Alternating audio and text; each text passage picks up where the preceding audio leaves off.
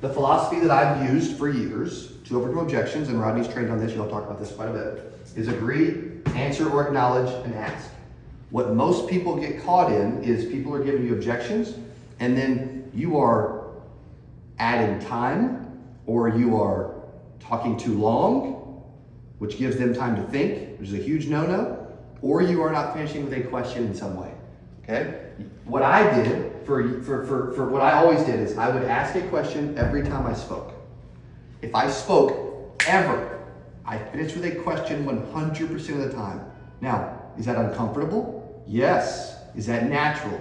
No. Does that take time? A lot of time, a lot of reps. But I would ask a question every time I spoke, even if it was, does that make sense, Justin? Okay, great. Right? Like I would, even if that's what it was, I would ask a question 100% of the time because I need them responding. Because what happens on too many sales calls is they give you objections, you start responding to them and doing all the talking because all they did was take control of the car.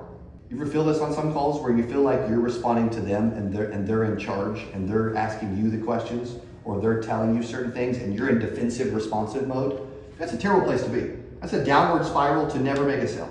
Like you're not gonna make a sale when you are in that loop, right? That's that cycle. So ask a question every time I speak.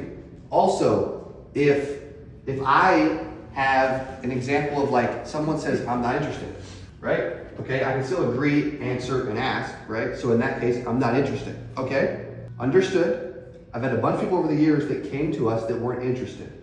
But once they saw how we were winning, they became more interested. So is your interest level like, you're interested forever? Or are you just not interested right now? And then they say, well, I'm just not interested right now, okay? Also, you will notice how short my responses are. Most of your responses are way too long. You said right now, why not? It's because I don't have the money. Oh, so it was a different objection. They just didn't want to say they were broke.